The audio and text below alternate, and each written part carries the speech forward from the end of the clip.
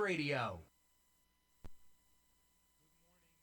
To Monday mornings on WICR. I'm Matt Ricker. I'm Kate Adriani. We're without Kevin today because Kevin's at home. Yeah, it's not the same here. Yeah, I know, it's right. We're like missing like our third, like the, I don't know, but we're missing someone. It feels a little off today, but that's okay. Yeah. We're still going to do the show anyway.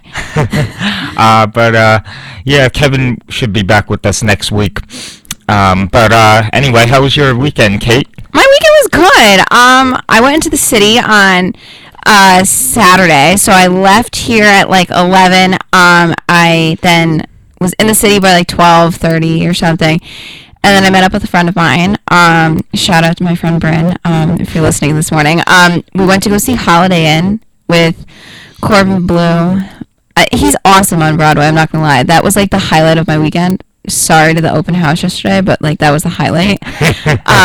No, the show was really good. I encourage everyone to go and see it. So have you ever seen White Christmas? No. No, okay, you're gonna have to watch that one for Christmas. It is on Netflix, so all right, there's that. Yeah, I'll be sure to check that out. So this is like so White Christmas is like based off this play, this Irving Berlin movie that starred Bing Crosby and Fred Astaire and Ginger Rogers. So, you know, it was a very, very well done play. I loved it. The sets were amazing. So everybody go check it out at the Roundabout Theater until January 15th. I'm sure I'll be back to see that before then. So, but what did you do this weekend, Matt? It was kind of an uneventful weekend, to say the least. But no, Saturday I was just doing some work, trying to catch up on stuff. And Sunday was open house, so yes. I was here bright and early, assisting with tours of campus, and was doing that most of the day. So that went well. Was really tired after yesterday, though. I just went home and finished a couple other things, and then was on the couch the rest of the night. I feel that. After open house, I went home and took a nap. Yeah. Like I went back to my apartment and like took a nap. It was a nice nap, I'm not gonna lie. Well, yeah, so those were both our weekends. Yeah, we didn't have very, like, and it wasn't like I mean, we were talking about this before we came on the show, but we didn't have very eventful, like, news weekend either. Like, it was very calm. I agree. I mean, you all know that it's been I'm trying to think of the word, a really not quiet campaign. Exactly, but it's been a quiet weekend with the campaign. Yeah, exactly. Like it really hasn't been. There really haven't been all that many headlines or anything like that. So what I have this morning is that Clinton is leading in some of the polls in some states, but she says her campaign released a statement saying, quote, "It is not over yet," end quote. So Donald Trump and Hillary Clinton are still out and about in the campaign, on the campaign trail, and early voting is underway now in Florida. So if you live in Florida, make sure you vote. If you can't vote on election day, there's no excuse why you can't just fill out an absentee ballot and do that now.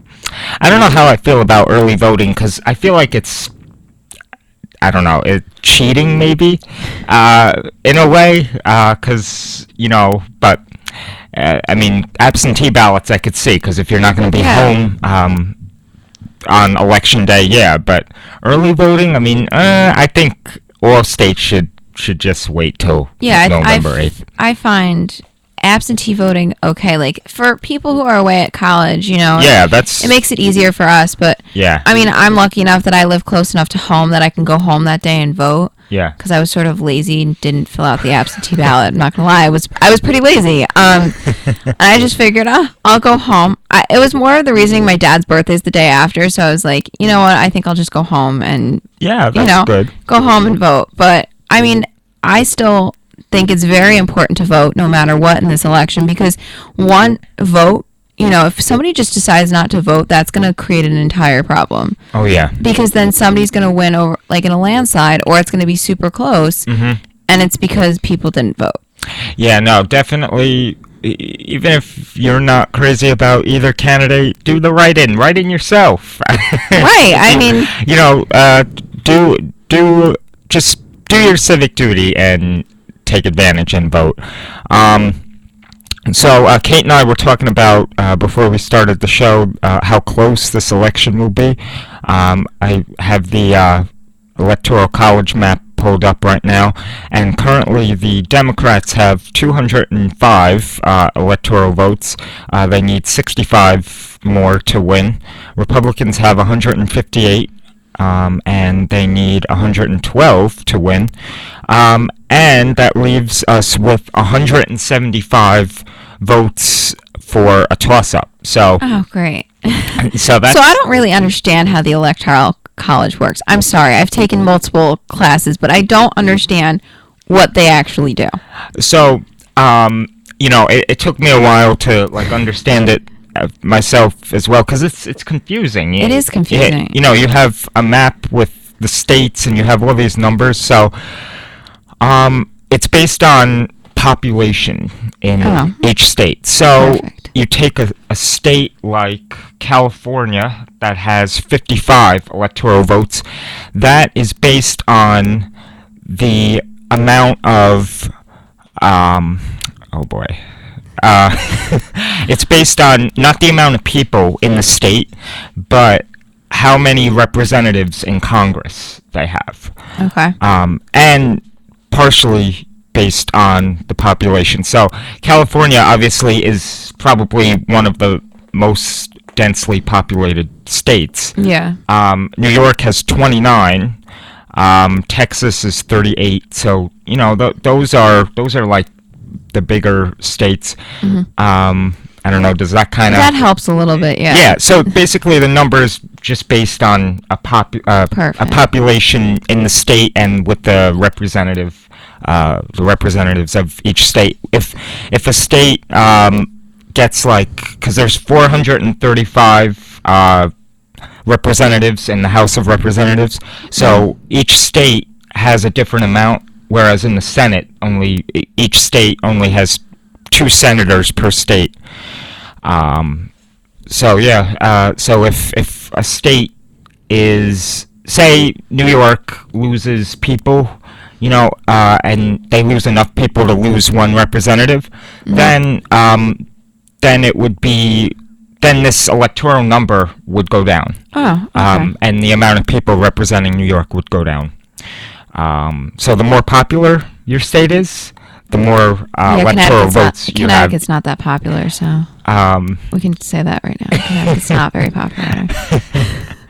Or a smaller state when you compare it to like California. Wait, which state were you talking about? Connecticut. Oh, Connecticut. Let's see. Connecticut has 7. Yeah, see, that's like nothing compared to like bigger states like, New York, Texas, California. Mm-hmm. I mean, those are bigger states. Yeah, I mean, it's going to be interesting because Nevada, Utah, Colorado, Arizona, Florida, Georgia, North Carolina, Virginia, Minnesota, Wisconsin, Michigan, Idaho, no, is that Iowa, excuse me, Pennsylvania and Ohio, those are all toss-up states, okay. Swing states would be the proper term. So those are going to be what the 11th hour comes to on Election Day, November 8th. So we'll have to wait and see on which candidate gets what. As I said, early voting is underway now in Florida and a few other states. So the early voting, that just means people can just vote early and not have to go on Election Day? Mm-hmm. That's ridiculous. But the thing is, not all states allow that. So, like, New York doesn't allow that. I don't think Connecticut allows that either. Yeah. It's just an absentee ballot. Yeah. And actually, I know in New York, at least, the registration to register as a voter, that deadline has passed. And now no one can register to vote. Which I think it should be open like maybe a week before Election Day, but I guess they need to close it at some point so they could process everything. Which makes sense. I mean, you Yeah. gotta have a cutoff date for some Yeah. of it, because if you don't, Then they'd get thousands and thousands of applications, and they'd have to look through it, and right before the election, which I understand they're trying to yeah, make less work for themselves on election day. yeah, Because like it's stressful enough. Election day is stressful enough. Like I know Yeah. voting in my town, we go to the elementary school gym and vote. Same I here. mean, and it's pretty much all, volunteers who are doing this. Yeah. I mean, there are a lot of like older, residents that are like, I agree. who are doing it, which is nice. Like when you go in and vote, like they're like, oh, okay. And it's like by street, and they always mess up my street name, but it's normal. But that's what you expect when you go and vote on election day.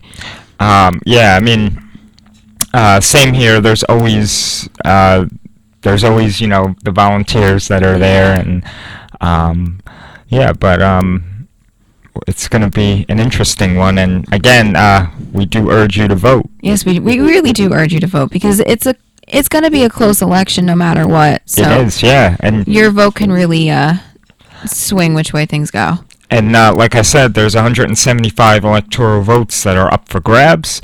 So do vote. Yes, yes.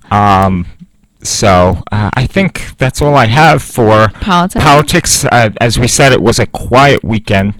And yeah, we'll have to wait and see. There haven't been any WikiLeaks dumps over the weekend, so that's I think that's one of the reasons why it's been so quiet. I mean, because there's nothing that's blown up this weekend. I mean, even on Twitter, like nothing. It's been very quiet. Like, yeah, it's been nice. Yeah, I was just gonna say. I mean, as much as I love politics, it's nice to take a breather from reading what the latest scandal or something, right. What's going on, but I think we'll take a quick break, and when we come back, we'll have some Dancing with the Stars. Yes, Dancing with the Stars. It's gonna be a fun night tonight, I'm not gonna lie, and we got to talk about last week too. So all right, sounds good. And thank you for watching Monday Mornings here on WICR. I'm Matt Ricker. I'm Kate Adriani, and we'll be back in a little bit.